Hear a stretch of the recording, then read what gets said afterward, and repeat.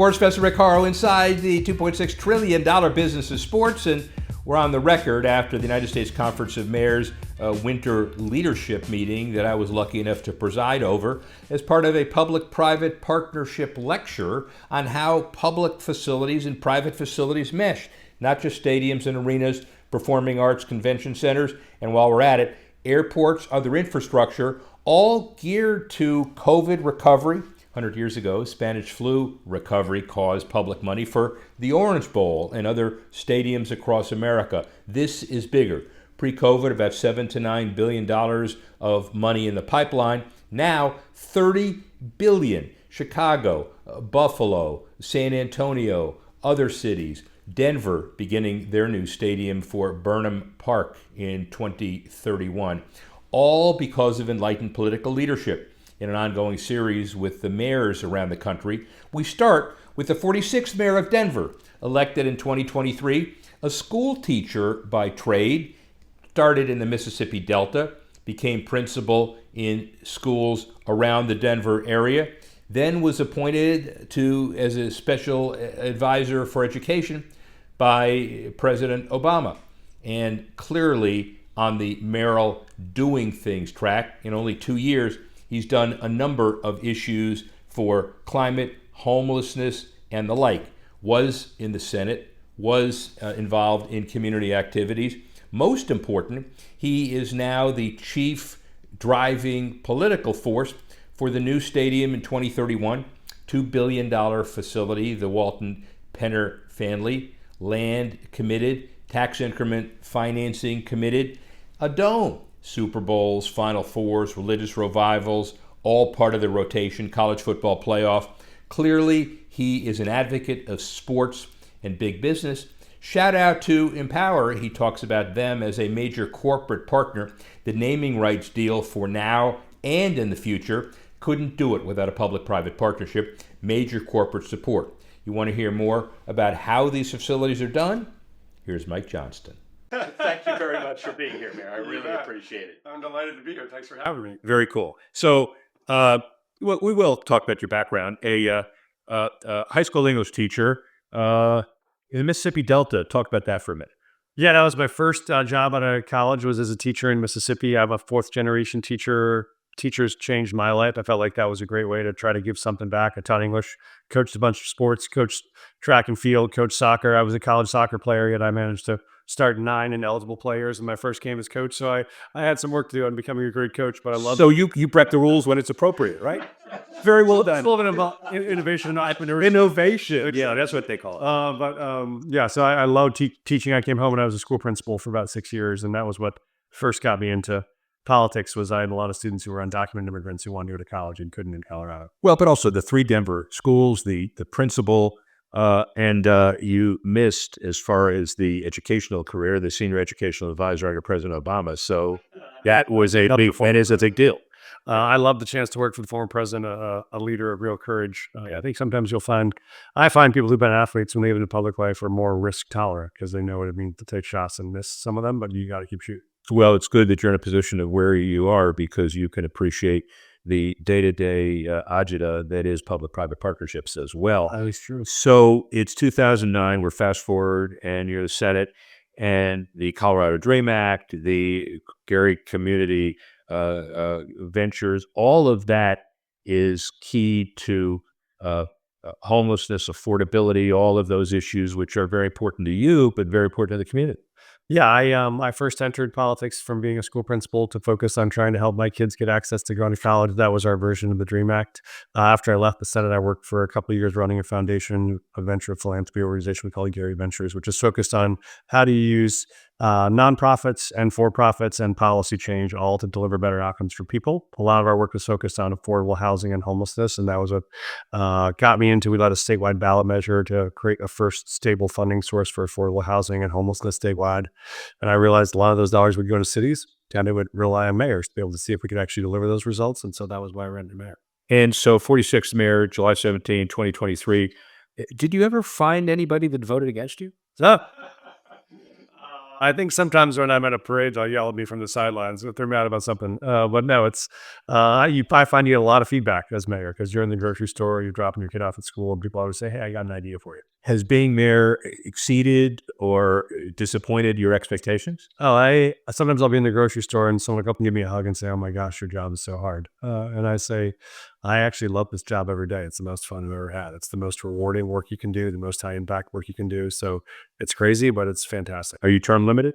I have a 3-term limit, but I'm still in my first term. Yeah. I'm only 2 years in. I run for re-election in 27. Yeah, well, I'm just trying to figure out in 2030, 2032, when we're having the same conversation, whether you're going to be sitting in this chair. That would be my issue. We'll see. I have no idea. Well, so apropos to what we're talking about at the U.S. Conference of Mayors, and spent much of my life doing public-private partnerships. It used to be in the late 60s, you would have a round stadium like the Vet or Riverfront, and you would put the baseball and football team in there, and you would decide what the millage rate would be to sell the bonds to build an $80 million stadium, and you would increase the taxes, and the mayor would get voted out of office. And so that was the end of the day. Now, post-COVID, people are incredibly creative, including, by the way, providing the land as part of the financing and using existing land as part of a major new urban development, which is the way you succeed and thrive. So post-COVID causes people to be incredibly creative and get solutions done that might not otherwise have happened. Yeah, we have 3 major stadium projects all happening in our city at the same time. We're very proud of, and it is a matter of looking for the win-win. What's great for the franchise? What's great for the fans? What's great for the city long term. And so I think our project around the future of the Broncos Stadium, particularly, is a great example of this. The current Mile High site will pull down. That's about 80 acres of land in the middle of downtown Denver that will come back to the city's possession. So we'll get to work with neighbors and build an entirely new neighborhood there. And then the Broncos are going to invest about $4 billion of their own money to build a new stadium without any public support for the construction of that stadium. We'll help provide the infrastructure to make sure folks can get in and out of that site. It's right on light rails connected to a front range passenger rail line that can take you from Colorado Springs or Fort Collins to a game on a Sunday. So it's going to be an amazing opportunity, and that will bring new residential units, new retail, commercial, all in a walkable West Denver neighborhood. So we think it's going to be a game changer. So, Mayor, you walk into Walmart and you say, "Thank God, Walton Family." Or not. It is an amazing the evolution of ownership. We have a great partner in our new ownership group, which is Kerry Walton and Greg Penner. They've been fantastic citizens. They care about the long-term future of the city, and they wanted to create a real legacy space in Denver that would be a cultural magnet. It'd be a place where people come for concerts. It'll be a retractable dome, so we'll be able to host the Super Bowl in Denver for the first time, host the NCAA Final Four, all those catalytic events. So we're really excited. Well, so a couple of things. When I see in the industry that you have a deal at Burnham Yards for 2031, I realize the partners, Empower, we'll talk about them, the whole world of Denver coalesces so easy is a hard word, that you've got a deal already announced basically 6-7 years before you have to occupy. That doesn't happen. It's not easy. I spent 2 years on this deal, so probably from the day I came into office, we've been working at it. But we wanted to find the right place, the right partnership, the right structure, and I think it's going to keep the Broncos in Denver for another 50 years. It's going to allow us to triple our tax revenue with a retractable dome because we can be able to do more events, year long. I was at SoFi yesterday. They do about 30 or 30 events a year outside of football. We only do 9 or 10 because of the open roof. And so we think it's going to be a big impact for the economy in Denver, but mostly for fans who are going to want to come to events all year long. Let's talk about open roof. So of the 9 NFL stadium processes, only Buffalo, and who knows why, those people are affected by the cold too much. I don't know why. And Jacksonville are in theory open. Jacksonville is kind of open. But everybody that's making decisions on how to do public private partnerships want the benefit of Super Bowls, Final Fours, religious revivals, CFPs. And the way to do it is a retractable, translucent, permanent roof. You made the right decision? Yeah, we feel great about the decision because we both, we'll say, and the owners will say, we still want this to be an open air stadium. If the Raiders are coming to town in January, we're going to let it snow, right? I know you are. But when you have folks who say the conditions of a Super Bowl are to be able to close the roof, we'll be able to do that. If you want to host a Beyonce concert in January and they want to close roof, we can do that. So we think the flexibility is what matters, but it'll still be great open sun and open snow in Denver at Mile High. Let me tell you, he won't say it this way, but I'll say it this way. And we got a Bronco fan who is behind the mic there. If the retractable roof was in place and it was a clear second half and Stidham had an opportunity to inject, they'd have been in the Super Bowl. And you'd have beaten Seattle. We would have. It is a hard. How's that sound? It became the best argument for a retractable roof. Is that okay? Yeah, clearly. I remember the discussions we had when I was doing the NFL stuff, and when places like Tampa needed a referendum, it was, we stink, we need to be competitive. When a Denver needed a public-private 5-county partnership, it was we need to preserve the excellence. The message changes, but the ultimate message is economic development, industry relocation, quality of life. Sports is very important. It is. We think, sports is in the bloodstream of Colorado. We're very proud. Denver will now be the only city in America that has 6 major professional sports franchises, all housed and playing in the city center. You have fun with the other merit. I've been teasing Chicago and Philly and Atlanta, who are falling far behind. But the reason why is it's 200 nights of live sports in our city every single year. That's 20, 30, 50, 70,000 people coming out, going to restaurants, going to bars, getting on public transit.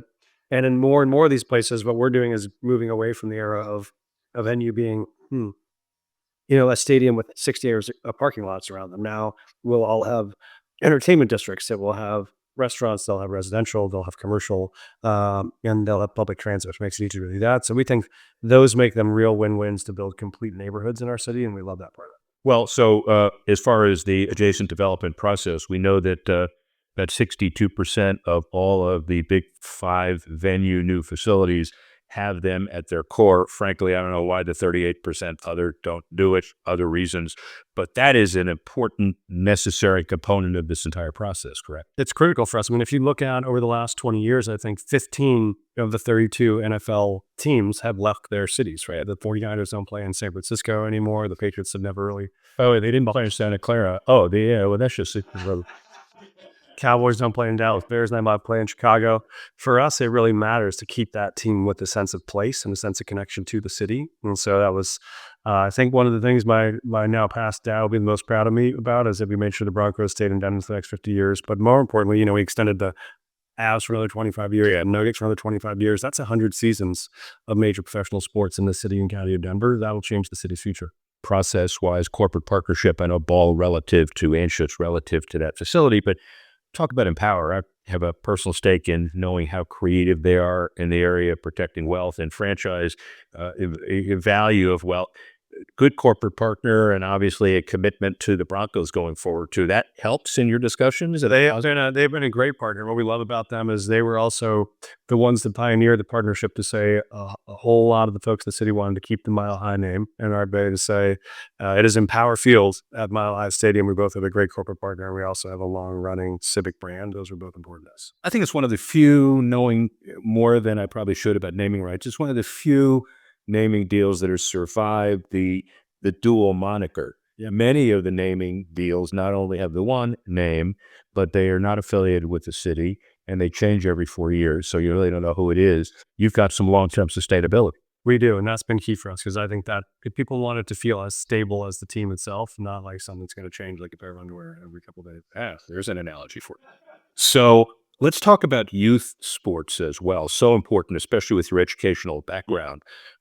Important component to provide public recreational facilities in Denver in concert with the teams and otherwise? Huge part of, big part of what made me who I am was my experience with youth sports. I was a ski racer, a hockey player, a soccer player, but I also have been a coach in youth sports. I coached flag football for my kids for almost 8 years. How'd you have time for all that? Did you ever get injured? As a coach? No, I survived. No, not as a coach. I did. I broke a leg playing soccer. Then I did okay. Oh yeah.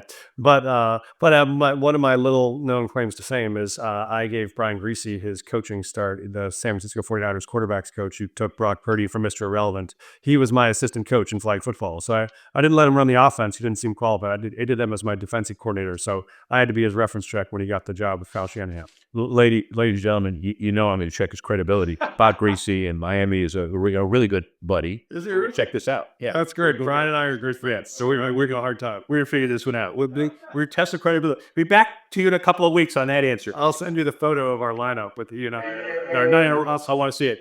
The other piece of this is a dirty little secret. I'm going to trap you on camera. I've been involved in the last couple of years as the chairperson of NAUDL, which is the National Urban Debate League, and we're injecting sports into debate. So it's no longer in high school debate national debt, but it's now should athletes be paid? What about college football? What about franchise relocation? All those issues, and we're going to come to Denver. But my thought is, especially with the high school federations that include not only mainstream sports, but esports and debate as sports, this is mental sports. And so I am committed to making sure that all of those 20 agencies, we've had tournaments in Oklahoma, we're going to have one in Dallas, the Atlanta Falcons are sponsoring. I want a commitment on the air that you'll work with me to bring this to Denver. We'd love to have you come to Denver. We are love to be home for all sorts of sports. Youth sports is a great approach to debate. I think I did some debate myself, as a lot of us did. Oh, you did? I did. All right. So you understand how transformative it can. And nothing more fun than debating sports. Two great tastes that go great together. Yeah, good tire. We got it. That's a great tagline. He's got that done.